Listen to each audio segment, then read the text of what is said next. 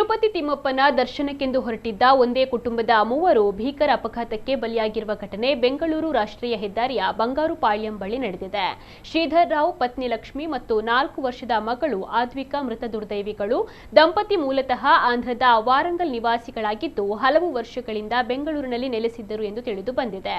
ನಿಂತಿದ್ದ ಬಸ್ಸಿನ ಹಿಂಬದಿಗೆ ಕಾರು ಡಿಕ್ಕಿಯಾಗಿ ಈ ದುರಂತ ಸಂಭವಿಸಿದೆ. ಚಾಲಕನ ಸ್ಥಿತಿ ಗಂಭೀರವಾಗಿದ್ದು ಆಸ್ಪತ್ರೆಗೆ ದಾಖಲಿಸಲಾಗಿದೆ.